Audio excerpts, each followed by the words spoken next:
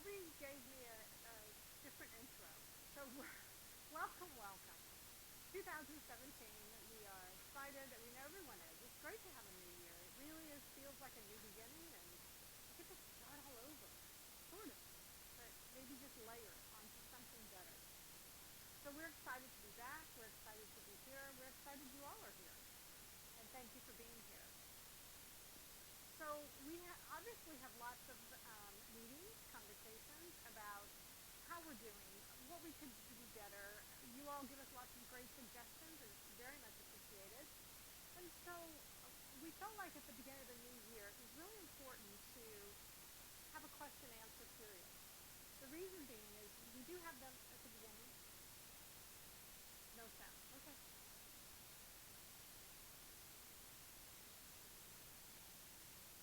Hold on.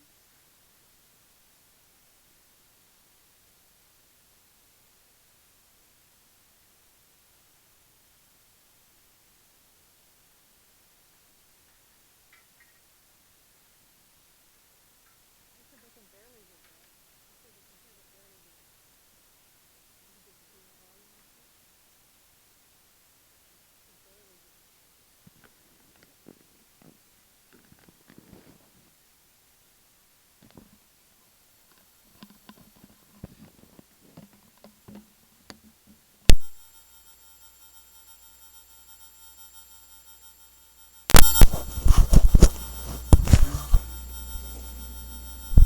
That should be working now. So Okay.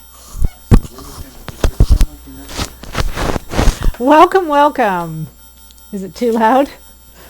So I have a new toy, you guys. You don't know about my new toy.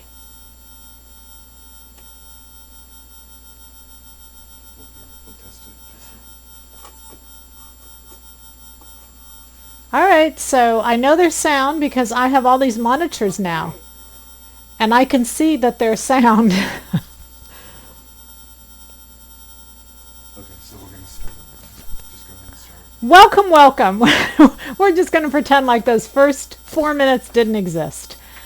Welcome, welcome. It really is wonderful to be at a brand new year and have brand new everything. It just feels fresh. It feels wonderful. We appreciate you all being here. We're thrilled to be here. As we have conversations about what we can do better, where we can improve, how we can make it easier for you all to receive and learn, and that's the whole goal of all of this. And you all have great suggestions for us, and we always appreciate that. But I think what we have recognized is that there's a lot of information, and so somebody coming in new or even somebody coming in old, if they have a question, it's hard to know where that information is. So that's the purpose of this webcast tonight, is to bring in information to one place. And hopefully if it's in one place, as you have questions, as they go in, then you can go to that one webcast, watch it through, or you can index it through, and then you can say, oh yeah, there's the answer. I know where the answer is. It's in XYZ. So that's really the goal. This is going to be a day in the life of. So I took a day. I took all the questions that came in that day. I printed them out. Regardless of, it was a weird thing. That was a hard thing for me to do because I answer a lot of questions and I just answer them so quickly. And I remember as I sat there and printed out all these questions, I remember thinking, oh wait, I've got to print that out. Oh wait, I should ask that. So I had to really work on printing them out so that we would have questions, because I see this process very simply. And I want you to see it that way too. But I have learned that the reason you don't see it simply is, number one, you don't hear it enough. And so that way, this webcast full of questions and answers, you can replay over and over. You need to hear it. You need to hear it. Number two, you need to do it. Many of the questions are, you haven't done them yet. You just got to do it. You actually have to do it and not conceptually get it in your head before you start. You actually have to do it. And then also, you got bad information in your head, and we're still trying to get that out. And that information is difficult to get out. I've said it many times that I can take somebody who doesn't know how to sew and get them going with fit much faster than I can take someone who's been sewing for a long time. It doesn't mean your sewing skills aren't really developed. Your fitting skills are just a little bit in the rough. So Welcome, welcome. It's really great to be here. It's great to have all of you here, and we are going to pose questions. I've organized them all kind of by topic so that we can stay on one topic and then move to another. The goal for me, is for you all to ask questions while we're on that topic so that we really can flush out all the possible questions that might come in regarding this particular subjects.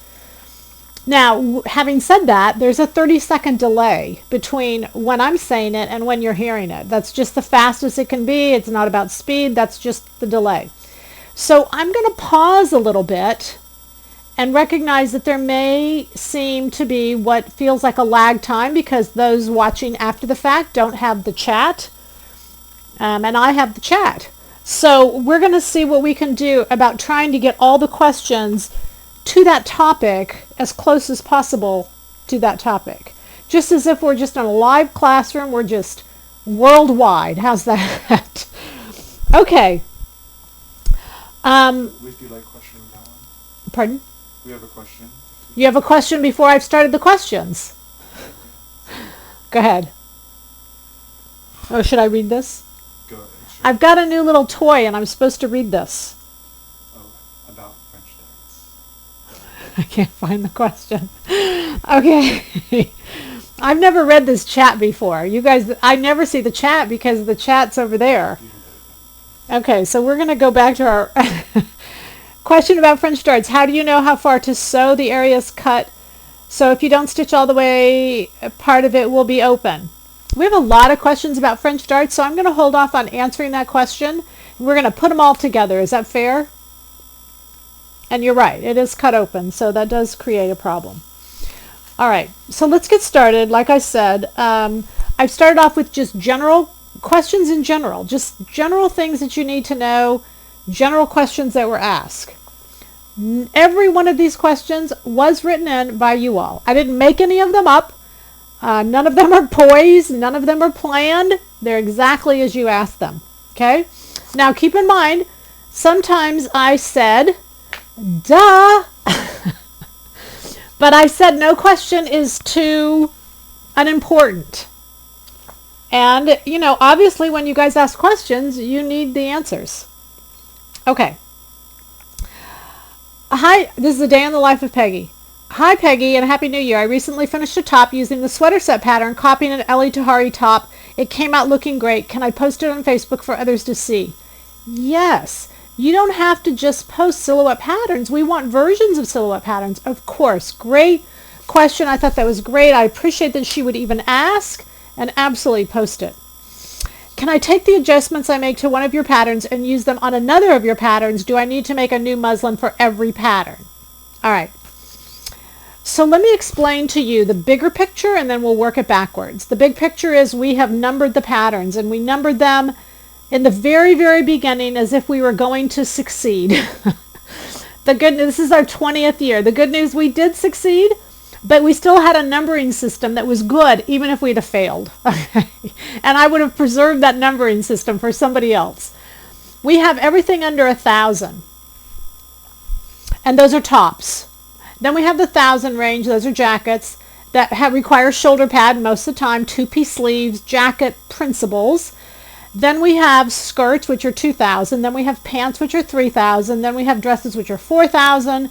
5,000 miscellaneous, 6,000 is men's. Okay, so let's go back to 100 for a minute. Everything under 1,000.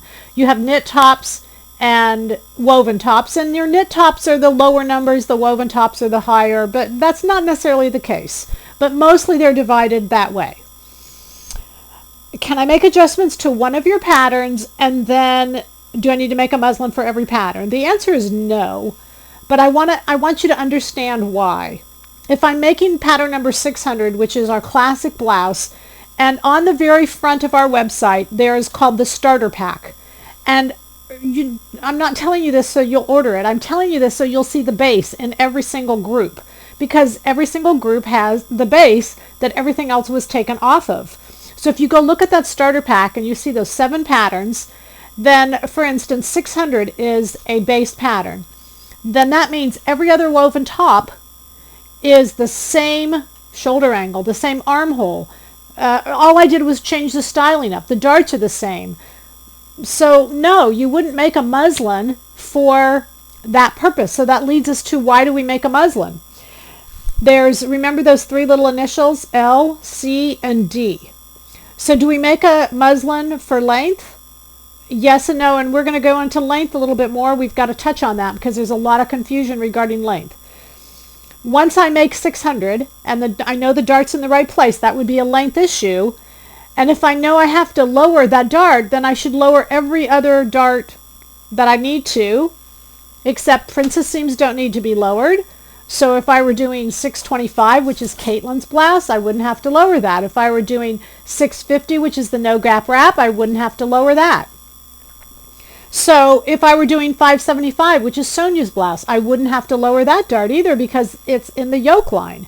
So I would only have to lower darts that have the original dart in the original position.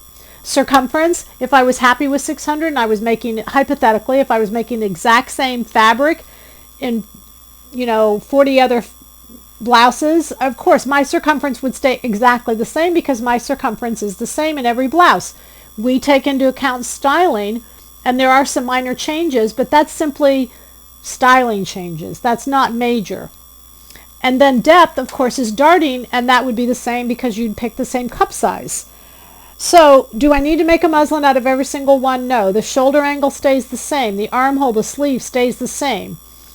But I would, in the beginning, maybe test yourself out. And if you are not sure, make a muslin. Making a muslin isn't that grueling, and what it does is it gives you confidence every single time you did it. We put up a pack of DVDs today. They're called the 3-video pack. Or no, they're called Fit Video Pack.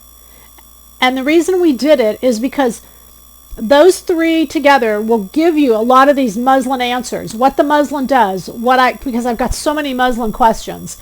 What it does, what it will do for me, and when I can trust it continually.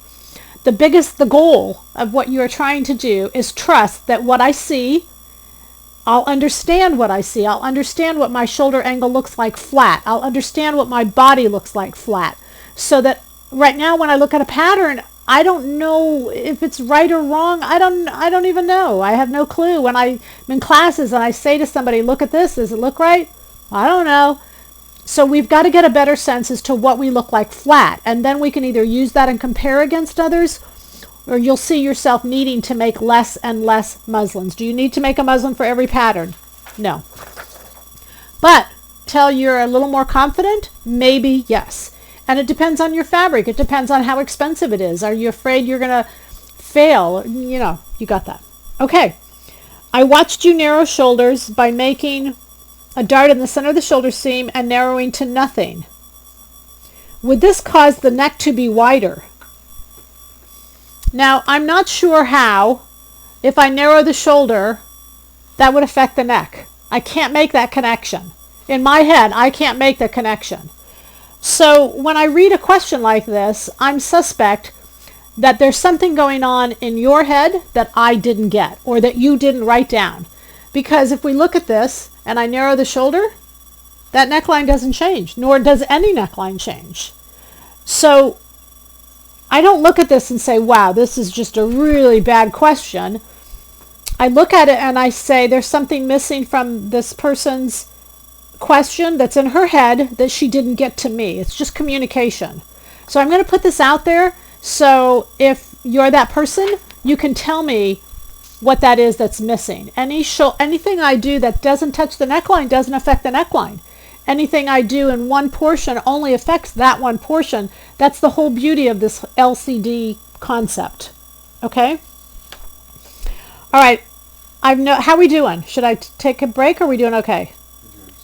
Okay, we got a lot of questions, you guys. So slow me down or stop me, whatever, if we need to.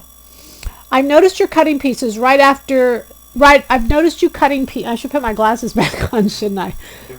The DVD pack, that wasn't on the website. The DVD pack's on the website. It's on the very front page. Just refresh your computer and it'll come up. It's right on the front page. I don't see. Oh, okay. Yeah, it's just right on the front page. All right? I noticed you cutting pattern pieces right off the bolt of knit fabrics. Is it necessary to pre-shrink them? In general, yes. But because I've bought so many viscose knits from New York, and they're French or they're Italian or whatever, I know those fabrics and I know they don't shrink, and so I can trust that fabric. If you are buying from a source and you're repeatedly buying and you've got experience with them, you can trust that the fabric is going to be continually the same. Typically I would, but again, because I was working off of fabric that I was familiar with, I knew I couldn't. Is there a grain we need to consider when using your interfacing, your fusible interfacing? No. You can take that fusible and put it any which way you want. It will adhere. Knit does not have a grain, so there's no problem with that. Good morning, Peggy. If the pattern calls for a 1-inch shoulder pad and I only want to use a 1/2-inch shoulder pad, do I take the other 1/2 inch off the shoulder seam? And if so, do I do anything with the arm and neck opening? See, I find this interesting. Okay, so again, I think that the question is just asked a little interestingly. So I'm going to make sure, and of course you guys all know, we all know that that's the negative and the positive of emails, is that there's no voice, and so there's no expression, and it's sometimes a little bit harder to understand that. All right, let's go with this here for a minute. This is my shoulder seam. Oh, can you get a black marker down there? Right there in that drawer. Okay. So this we are going to assume that this sleeve and this armhole goes together. Whether it does or not, doesn't matter. We're going to assume it does. So the question is, she wants to take a shoulder pad, and she's going to make the shoulder pad. The pattern calls for 1 inch, and she's going to make it 1/2 inch. So that means that she doesn't change anything here. She merely measures down a 1/2 inch here and redraws the angle. That's a straight angle line. And I'm going to make it kind of darker so you can see it. Okay? Okay. The only thing you wanted was to change shoulder pads. You didn't come to me, or you didn't even go to the pattern and say, okay, I want to reduce the shoulder pad, but also what I want to do is make the armhole smaller. You didn't say that. You just said I want to reduce the shoulder pad. So I'm going to assume everything else is okay. So having said that, I just take my favorite armhole. Remember, here we are. And if it was right there in the beginning, then I'm going to take it and put it in the new place and lower it down. You can see where it comes lower on both parts. That's it. I take the same armhole, lower it, call it a day. There's other variables. We're going to get to those other variables. But for right now, if you are reducing a shoulder seam because of a shoulder pad, assume the armhole is correct, assume the sleeve is correct, lower it down. All right?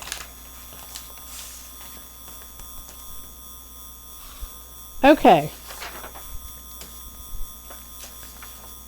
Hi Peggy, I'm very interested in buying a dress form, but I am very long-waisted. My back neck to waist is da-da-da. Is there some dress forms you sell that you can accommodate? I pulled out my dress form, and the reason I did this is because I wanted you to see that all you have to do is buy a skinny dress form. Because once the dress form is skinny, I can make my covering, and I can pad the dress form any way I want. And if it's skinny, I can put the waist where my waist is. So all you have to do is go down in dress form. I'm going to make the sheath dress on my body, and then I'm going to wrap the dress form and put the sheath dress onto the form. Very easy process to do, and I personally think it's a lot of fun to do. And I think it's good to have a kind of a double of you. So all I'm going to do is, and we did a webcast on the dress form, but yes, everybody can get a dress form to fit, even without doing the lengths. And you can do that by going smaller and then padding up. Okay? All right. Good morning, Peggy. Dear Peggy, why do the majority of pattern companies, including yours, not include...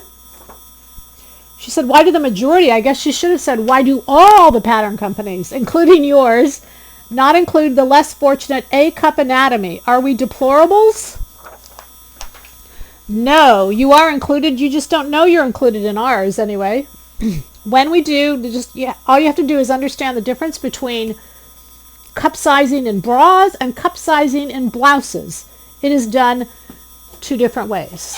And for most of you, I think you clearly understand how we do cup sizing in bras. You take a measurement that is under the rib cage. You take a measurement that is at the full bust.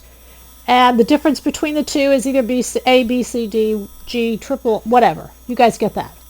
When we are doing blouse cup sizing, you take the measurement from the base of the neck over the bust to the waist. You take the shoulder to the waist, and the difference is B, C, D, whatever. It isn't necessary for it to have an A cup. Nothing is that prominent that causes the differentiation between an A and a B. So B cup is what A's and B's are called. C's, D's, it is meant to follow along with cup sizing, but it doesn't always, because sometimes I've got a wad of fabric over here because my shoulder angle is really sloped, and they'll say, but I did the D cup. Well, it doesn't matter if the D cup, it still isn't right. For whatever reason, there's more difference between the longer center measurement and the shorter side measurement, and that takes a larger dart in order to accommodate those two differences. So you just go with a larger cup size. So don't take cup sizing personal. It's really just a quick way for us to get you in the right garment or close to the right garment, and then make adjustments from there. And no, we would never leave you out, and you are not deplorables. Okay? Could you please explain why you make the two groups of patterns for such different body shapes? In the Missy, sizes hips are 6 inches larger than the bust, and the women's sizes are 1 inch smaller than the bust. The reason I make two different pattern groups is to make your job easier, and it makes my job harder. But that's my job. My job is to be harder. Your job should be simpler than my job. Is that fair? My job is to make your job easier. So if we go back just for a minute, understand W sizing and regular sizing. I live in Dallas, Texas, as you all know. And in Dallas, we have a headquarters for JCPenney's. It's the world headquarters for JCPenney's. And JCPenney's, if you don't know this, is probably really took fit by the grass. They bought Liz Claiborne. They really, over the years, tried really hard to gain a firm grip onto the fitting industry. And under the ready-to-wear world actually knows this. Because if you're a designer at JCPenney's hands you a fit standard, and your size 8 has to fit their fit standard.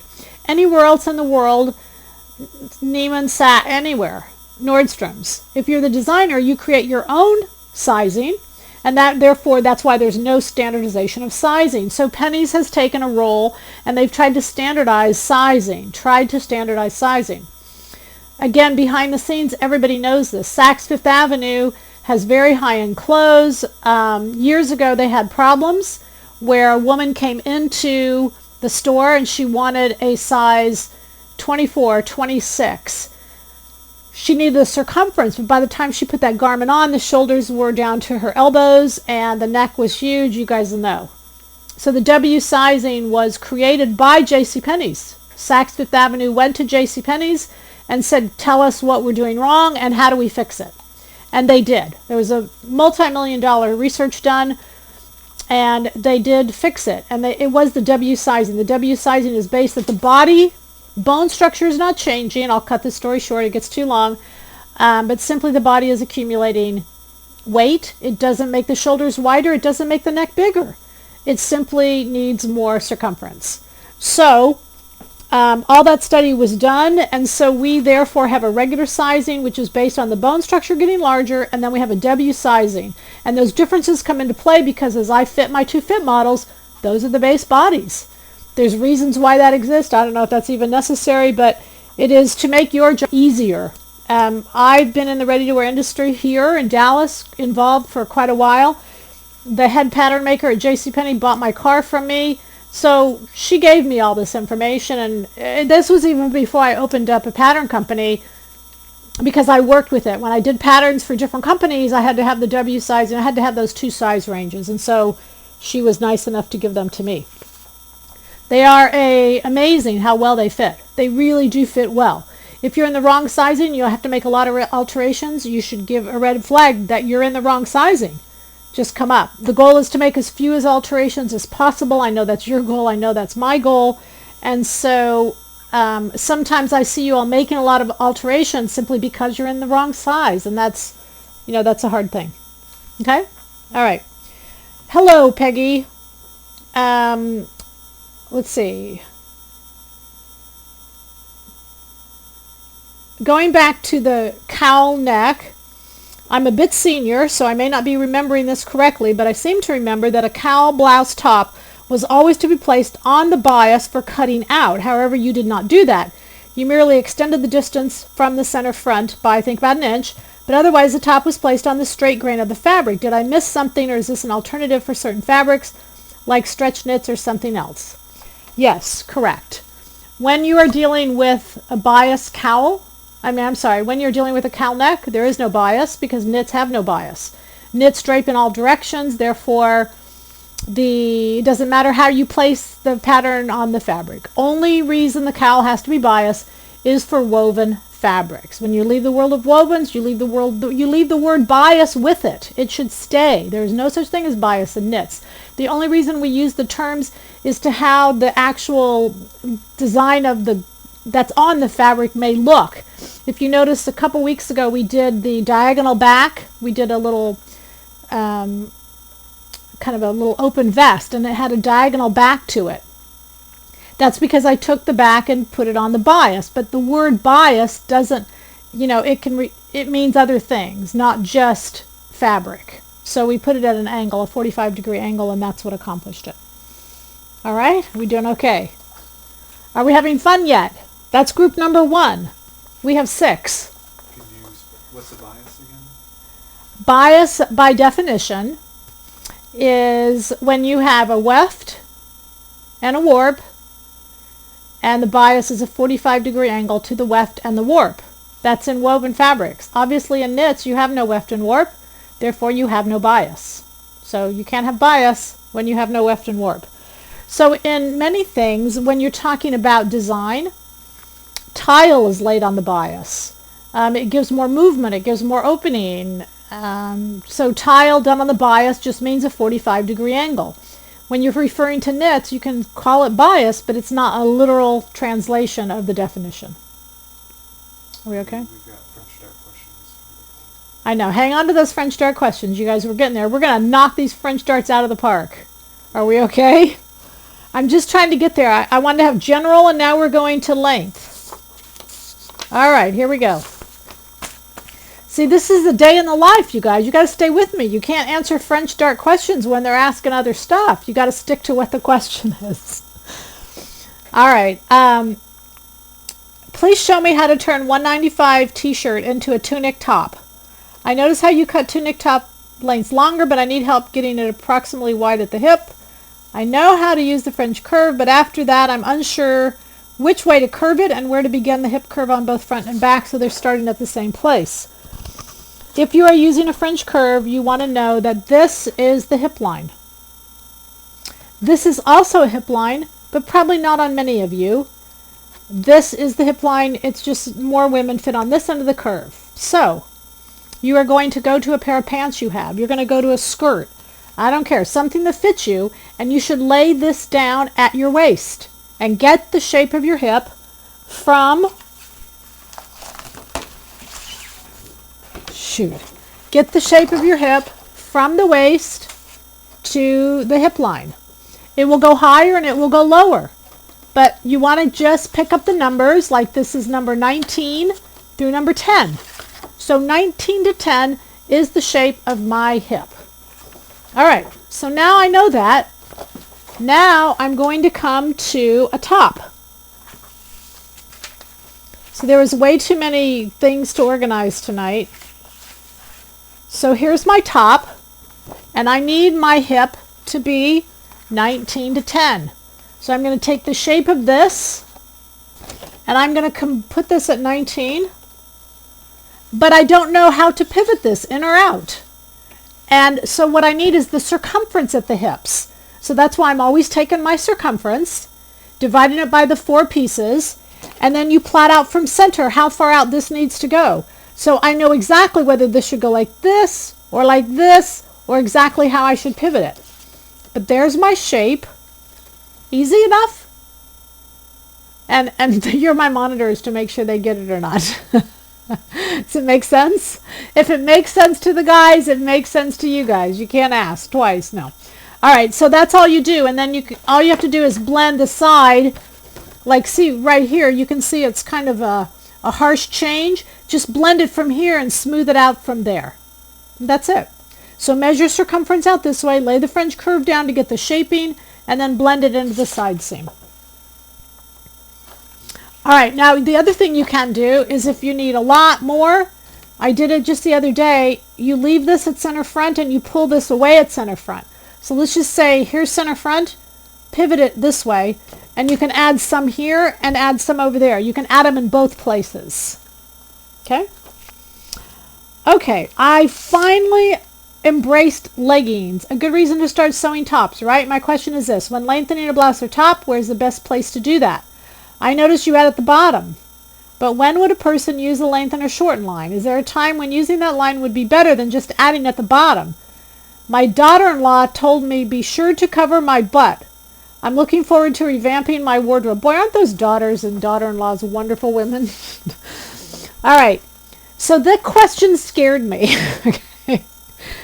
Because length is the base of the neck to bust, bust to waist, and waist to hip. But you would never use a lengthen or shorten line up here to add length because there's 2 different kind of lengths. I'm going to call it internal length and then just at the bottom.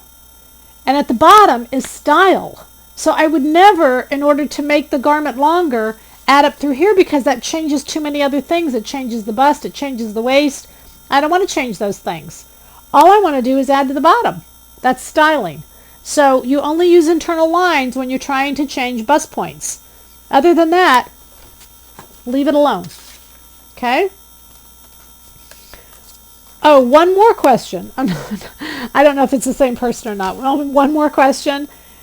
The pattern says to lengthen or shorten here right under the arm seam. This can't be right. After stitching the top, the darts are way down near the hem of the top. Yeah, okay, because she sent me a picture of this. I remember. She wanted to add 6 inches. So she used the lengthen or shorten line here. She added 6 inches. Then she made it up and said, okay, this can't be right. This can't be right because her bust was way down at her waist. No, that's not right. She's right. You're just adding length. You're just adding style. The bust is in the right place. The waist is in the right place. You simply add to the bottom. And you know, this is where I say, here's the good news. She'll never do that again. So I think there's nothing wrong in making mistakes. That's not always true, but most mistakes you can fix and you can kind of make them better. Oh, go ahead. What? Well, we've got a good question. Go ahead. On the chat. Okay. It says, why isn't the length listed on patterns? Why isn't the length listed on patterns? That is a good I question. want to order fabric. I need to know how much additional fabric to know how often to lengthen. Okay, guys. Here's why the length isn't listed on your patterns. Because length is not exact. And if there's a pattern making term in the ready-to-wear industry, it's called a floating waist. And when you have a floating waist, you can make up a garment and you actually have a 5-inch variance as to where that waist can be. So to pick one point and say that's the waist length gives a false message to you all that means if I say it's 17 and you're 15, you think you have to take away 2 inches, and that's not true. And 1900, this jacket that I have on is a perfect example of that, because as you make the jacket, and you guys have been in workshops and you've seen it. I've taken someone who's 5'4" and not had to adjust that waist at all, and someone who's 5'9" and not had to adjust the waist because of how I created the pattern to have that floating waist in it. It just fits a wider variety of figures without changing the waist. If you want to go in and fine tune and really fit it up close, you can just take it in and do that. But a waist length adjustment is not a necessary thing to do, and you all have just been convinced it is because the pattern companies have done that to you. So that's why I say it's hard to get that out of your head and think that it has to be done. It's the same with a bust point. If we use that as another example, the bust point, basically base of the neck to bust point is 12 inches. I've got a variance because that bust circle, I can be 3 inches off or close. We'll call it either one you want.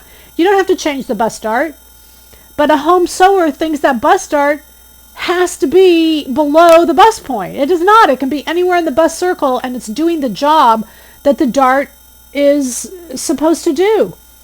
I'm going to use this as an example. This is Sonia's blouse. And in Sonia's blouse, the dart is converted into a yoke line. So in this particular case, I put on this mannequin because the mannequin, the cup sizing isn't enough. You can see there's some drag lines here. So when I take this up, it gets rid of the drag lines, or I could do it by making the dart larger. I could do it either way.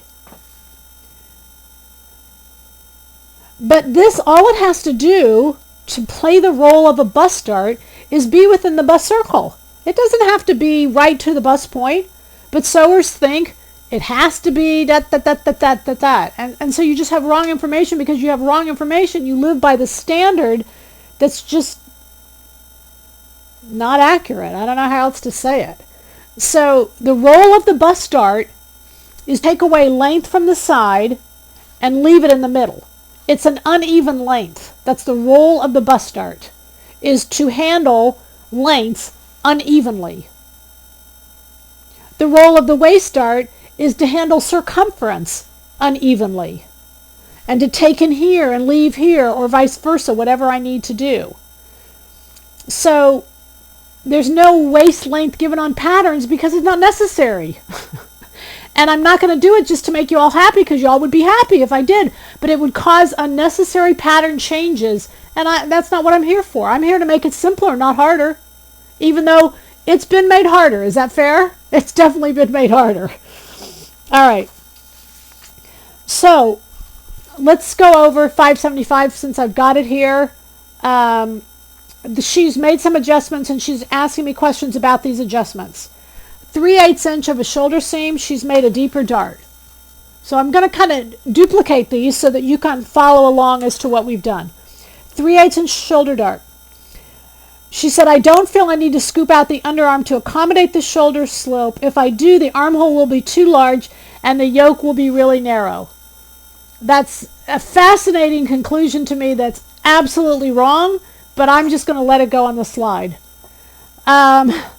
She's made a 3/8 inch deep bust dart. She's a B cup, but I need to go to a C or D. How do I know whether to select a C or D? If you make up a B cup and it's got gapping, then you need to go to the C or the D. Try the C and then go to the D. And then I would look at what bra size you're in too, but that's another lesson. However, I still have a gap at the front armhole notch that I can pinch out right here. If you have a gap right here, that means you haven't done this or this enough, because these are your two control factors, not here. This shouldn't be touched. Here or here. This is for the shoulder angle. If you have a gap here, this should be picked up more. If you have a gap here, this should be increased. It doesn't have to be in the final pattern. You sew it here, you take it away here, you leave it be. Okay? And if I do that, if I pinch a dart at the notch, how do I adjust the sleeve? You are not allowed to pinch a dart at that point. Period. End of story. Also, the shoulder is too wide. Remember your armhole? You have your armhole. You can copy it off here. You take it where you want it to be up here, and you put it where you want it to be at the side. After you make all the changes you want to, put the armhole right back on. Now, in every pattern, you have 8 armholes. You got a lot of armholes in every pattern. So I'm sure you can find one that works for you. Just, you have to understand how to change them and how to manipulate them. Okay? All right. Oh, and it says in conclusion, sorry, also the shoulder is too wide.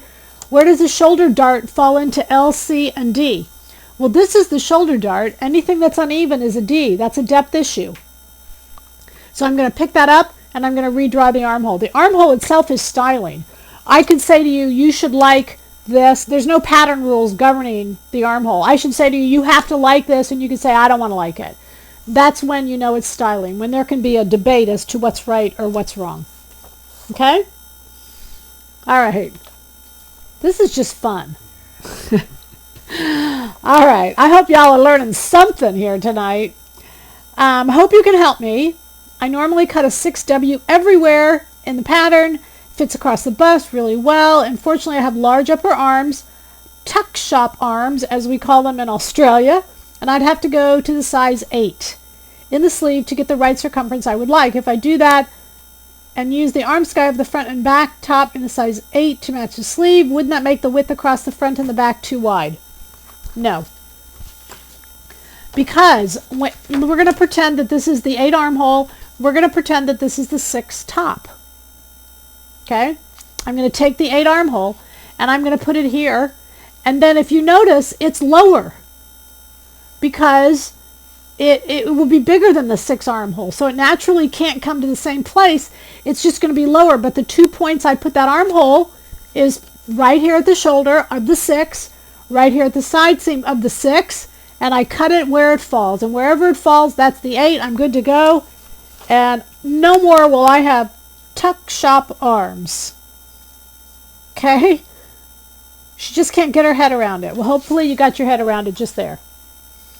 Okay. So here's another question that sometimes I get these questions and I just get scared. I think we're not getting this. We're just not getting it. And I know you are. I mean, really, we have come so far, baby. It's really exciting, and I applaud you all because you've trusted me, you've listened to me, you actually have done it, and we've come a long way. It doesn't mean we couldn't go farther, is that fair? We got a little ways to go. So I'm not going to retire this year. I'm still going to work. I'm still going to answer questions. We get one more year, and then I'm out of here, you guys. You got to get all these questions answered. Okay. When you have an armhole and a sleeve and the relationship between the two, you have what we're going to call the A and the B. There's a notch. And so I'm going to call this part A and this part B on the sleeve, on the armhole, I'm sorry, and I'm going to call this part A and that part B. So if I do anything to B, I have to do it to B. If I do anything to A, I have to do it to B to A. B to B, A to A. So having that base knowledge, let's start with the armhole. The question was, if I take the underarm in by 1.5 inches, I assume that I reduce the cap height. That made me cry. That question made me cry. Okay. Because this is B, and she wants to change A. And you can't do that. If you're going to change B, you got to change B. And if you're going to change A, you got to change A. Those are the rules. B, B, A, A, not B, A. Can't do that. Or A, B. So if she changes B over here, cuts it off, she has to take the armhole and draw it back on. She doesn't even change this. She draws the armhole back on. You know, for about 4 years now, I've been telling you to do this, right? And a little while ago, somebody said, make us some templates. I said, no, you don't need any templates. You make your own templates. I'm still standing on the same field. You make your own templates. Draw the armhole size you want. Someone said to me, well, what if I'm wrong? Well, then you're wrong, and you'll make it up, and you'll figure out you're wrong. But at least you did something, and something was better than nothing. All right? So you got to go with it. If I take in at the bust, oh, sorry. All right, just to clarify, this is the same person. Just to clarify, when the armhole is reduced because the seams have been taken in, you say to draw the armhole on the revised tissue so that the sleeve will fit. Could you please show me one more time? One more time. This armhole goes from this point here to the new side seam, wherever that is, and all of this is taken away. That's it. It's that easy. Peggy, Happy New Year to you and your family. Happy New Year. This one made me cry too. I finished my jacket. It fits well, with the exception of a bit of restriction in the arms. We had reduced the shoulder pad to a 1/2 inch. You guys know how to do that. And then I reshaped the original sleeve opening, which she dropped it down. I suspect this is where the problem occurred. My upper arm is 14, so I don't think it was an incorrect sleeve side. Any explanation of what I did and how to avoid this in the future would be appreciated. She has restriction in the arms. We're going to go back to our 3 options, L, C, and D.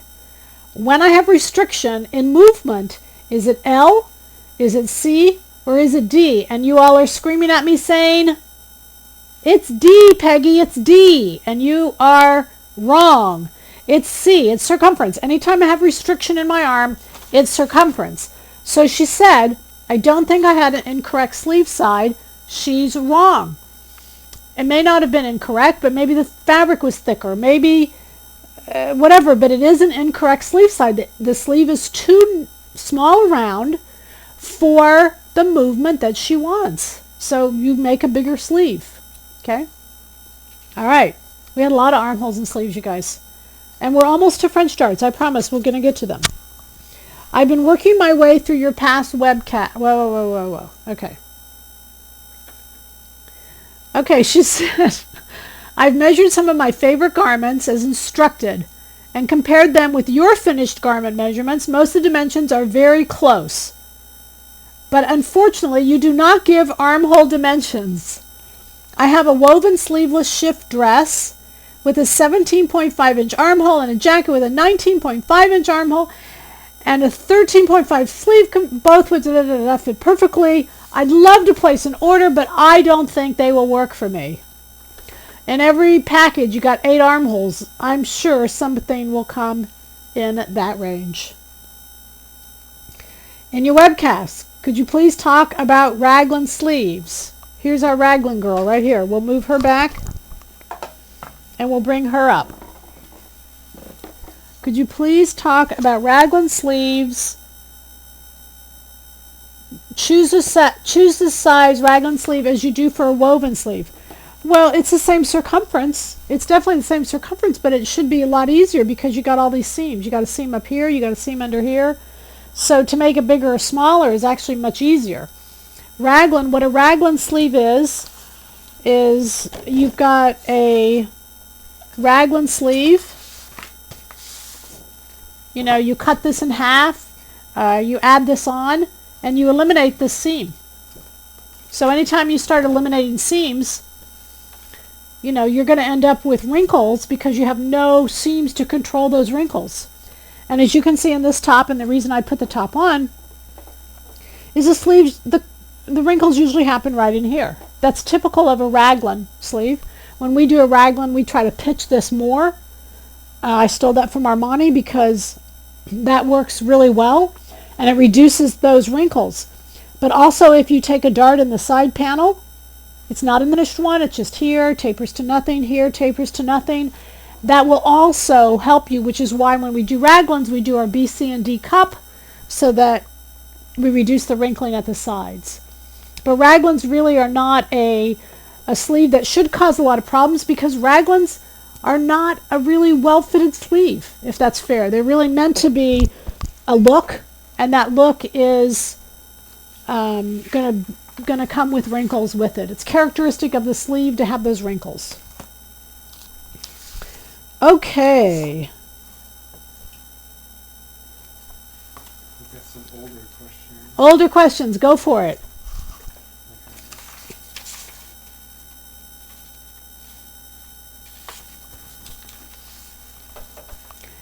The pattern back indicates that we need tricot interfacing. Is that only for fabrics that need stabilizing? Is that needed for all fabrics? It's only for fabrics. It's an option. It's 3 main reasons for, for jackets. It's to stabilize, reduce wrinkling, and to give greater body. So it's not for all fabrics. No.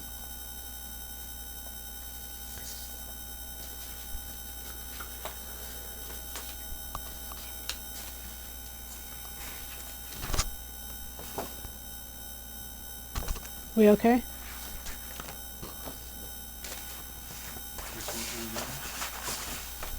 If I'm making 195 with 2 different knits that have different amounts of stretch, would I be likely to use 2 different size patterns?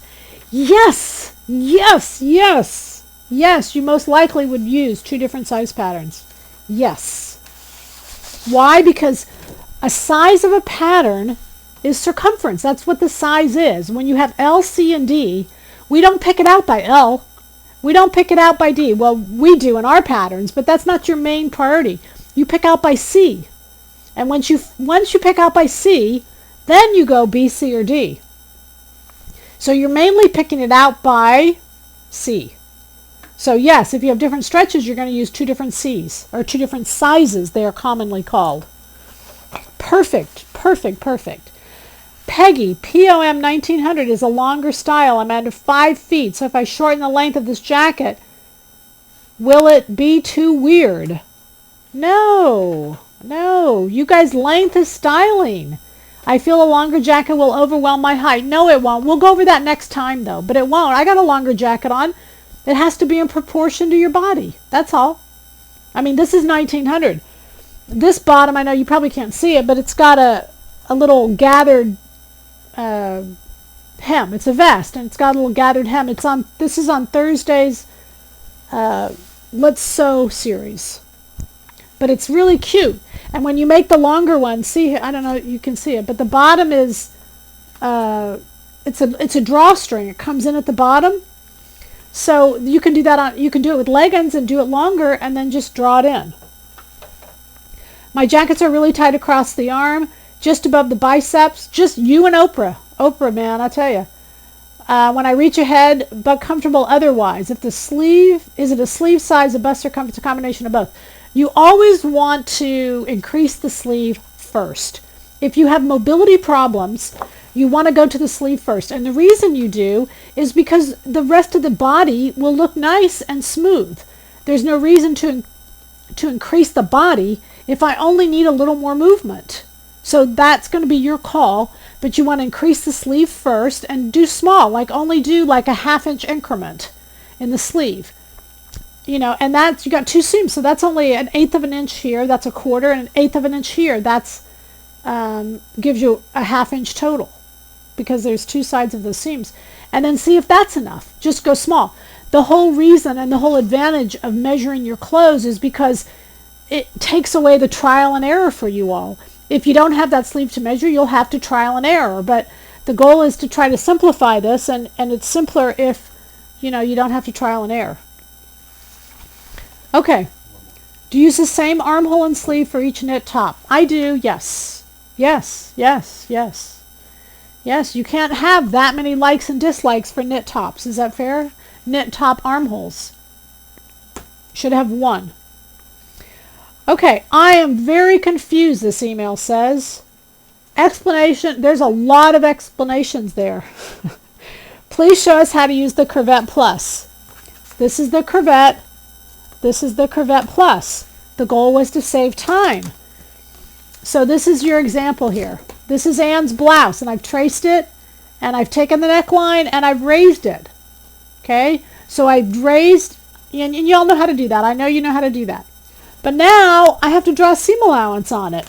So I can take this, because it's exactly 3/8 inches wide, I can put it exactly on the line I just drew, my style line, and bam, there's my seam allowance. So it just saves you just a whole bunch of time. If I have I know it saves me a whole bunch of time, that's for sure. I don't know whether it would save y'all or not. I don't know how much you use a French curve. So right there, if I drew the line there, I come back in here and I put the inside of the curve on the line I drew, and boom, there's my seam allowance. So it adds seam allowance exactly where you need it, just like that. Otherwise, you have to measure 3/8, 3/8, 3/8, you know, all the way down. So it just does it really, really quick. Okay, so hopefully you're no longer confused. Are we okay? Okay. When working with knits, how do you determine size based on the amount of stretch? I made my 195 and 34 muslins in low stretch ponte and higher stretch fabric seem to present new fit issues. Well, the tighter the garment is to your body, the more adjustments you will have. So if you are using a low stretch knit, then it's almost acting like a woven. But as you go to high stretch and the garment comes in closer to your body, you're going to have more fine tuning. That's not a bad thing. It's just you understand, do the L, do the C, do the D, and then work through it top to bottom, and you'll have it no problem. But you will have more fitting issues when you deal with a garment that's closer to your body. Okay? But in the end, it actually makes you look thinner. So you keep that in mind. Hopefully that will motivate you to keep going, right? You'll drop 5 pounds. We're calling this our fit pattern pack and our fit video pack because the best way for the new year to get fit and lose weight is to get clothing that fits. You don't have to lose weight if you just have to fit your clothing. So that's why we called it our fit pattern pack and our fit video pack. Do I always tape together sections on Giorgio's top and then measure for hip and add? Do I always tape together sections on the Giorgio top, then measure for hip and add together? Just measure the pieces and add them together. You don't have to tape the pattern piece together. Just measure how far down you're measuring from a certain point on each pattern and then just measure the circumference. Okay, I got to get through these questions because they emailed me ahead of time. To the point. There's a long email, but then to the point. I was looking for something on... Nope, that's not going to happen tonight. Sorry. All right. A lady made up a pair of pants. She loved them. She made up a pair of yoga pants. She sent me a picture of the yoga pants. But you know what? The waist was too tight. It was too tight, and she said the band was rolling over. If your bands are rolling over, your elastic waist are too tight. There's no advantage in making elastic waist too tight. No, zero. No advantage in making elastic waist too tight. So if your waistbands and your yoga pants are rolling over, your waistbands are too tight. Okay. These are on the French darts. Okay, here we go. Okay, here is... I love this question. Basically, she said to me, do you just make up where the notches go? Or is there some rhyme or reason? I just got a good chuckle out of this. So sometimes I just not sure how to respond, but I try to respond, respectfully at all times. We use a software program called Gerber. Gerber is like the gold standard in software, and the computer puts those notches into place. So the reason she was asking is she said sometimes she saw a discrepancy of them. So basically the reason I put this in here is I suggested that she have one hand behind and one hand in front. If we have two hands in front when we sew, the machine for most times will shift those layers. So one hand behind, one hand in front, and pull it through. The best example of a seam to sew is when you're making a jacket, the center back seam, because the center back seam is cut at one time. And when you sew that seam, if it doesn't end up correctly, that means your fabric is shifting. So kind of practice on yourself on cutting 2 layers and sewing 2 layers to make sure they end up the same. But no, I just don't put them haphazard. The computer puts them on, and the computer puts them where the computer's been told where to put them, which is much to my chagrin. I do go in sometimes and remove them because they, in my opinion, they overnotch, and I'm trying to keep it down for you guys. I am newly retired and trying to reteach myself to sew, and congratulations. That said, I can't seem to get the French dart done right. How are they supposed to be cut out?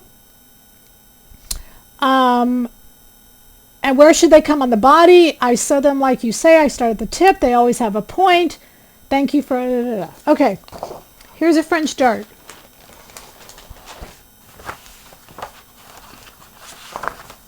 We're going to get all our French dart questions answered. They will always come to a point. There's nothing wrong with that. When you put it on the body, if they're in the right place, the point will dispel to nothing. So where should that be? If you notice the bust point, they're usually 3 inches or so below the bust point. 2 inches. But it doesn't matter. But they will always be below the bust point. If they come too low, they'll kind of just sit and pucker. You need to recognize that if you put the top on and you've sewn to where we've said you sew, and they're kind of just hanging there, extend them up. They need to come up a little bit farther. But they'll always start at the tip, go gradual. We showed it on a YouTube. We've showed it many times. Go gradually out. Now, what the French dart is the bust dart and the waist dart combined. I know you all know that. But because it's a large dart, all of that has been cut away. Then I add seam allowance back. But you can see that sometimes when you add seam allowance, you're not going to have an opening all the way up there because there's not enough to have seam allowance right below the dart. So where this picks up is where the 3/8 actually is. Okay, so now what I want to do is show you that if you're changing sizes from top to bottom, in this case what I'm going to do is I'm going to close up the dart just as if it would be sewn. And you can see that when I do this, you get a straight line on the side seams. You may not be able to see that, but when you close up the dart, you'll get a straight line on the side. Then take and redraw the side seam, then open up the dart and true up the French darts. Okay, very easy. Do exactly what I've said and it'll follow along without any problem. Okay? Question about French darts. How do you know how far to sew? The area is cut so if you don't stitch all the way, part of it will be open. If you're not sure, hey Brett, I need to sit down. Be over here.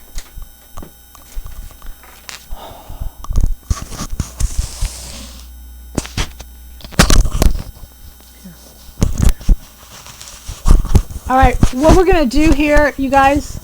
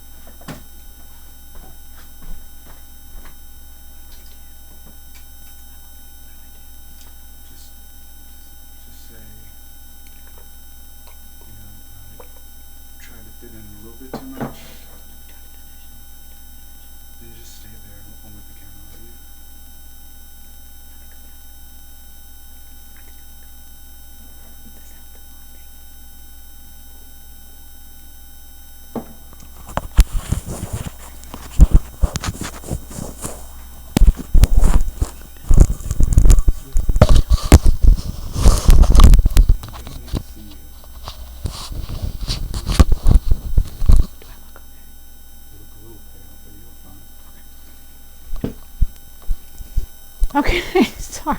All right, you guys. There's a lot. We've added lights to this room. There's a lot of lights, and it's really hot. So I think the heat just kind of got to me a little bit. We're almost to the end. I just want to wrap up with a couple things, okay? Let's go back to the French dart question. I can actually focus on it and answer it.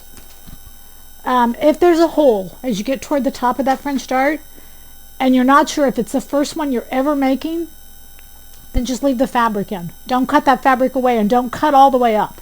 Do the sides and mark the tip, and then as you're sewing, you know that you've got to sew and you've got to get to that tip.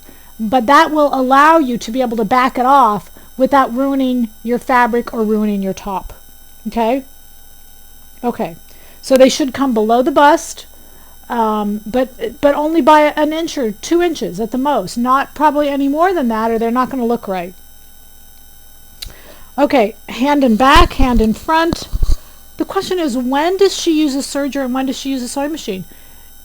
The only thing I use a sewing machine for is hemming, finishing. Everything else I do on a serger.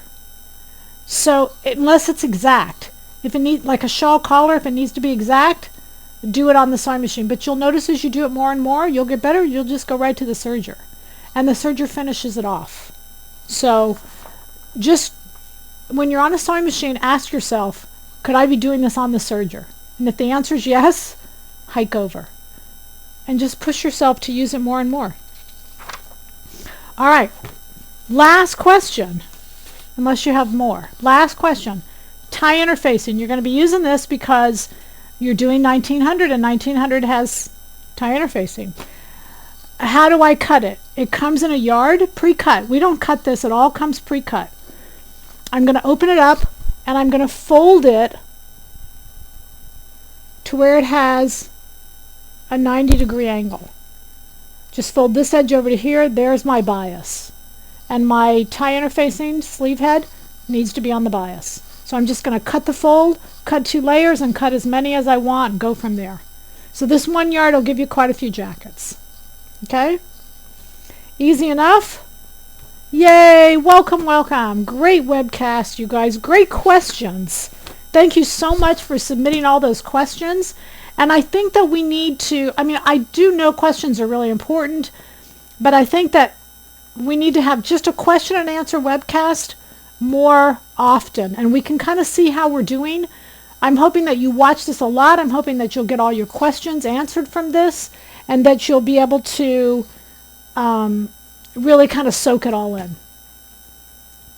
Questions to finish up? Next time we're going to do 1900. We're going to fit it, and I'm going to give you some options for it. Get your 1900, get your fabric, and start going. This is the one, the vest I have on is 1900 vest. 4 pieces, a little leather trim, gathered at the bottom, sleeveless. Love it. Quick, easy, fun. Anything? We're good? Yeah, we're good. I didn't talk fast enough. We're a little bit over.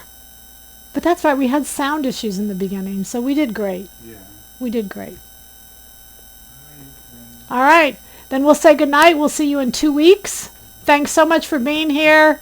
Happy New Year, everybody. Happy sewing. Bye.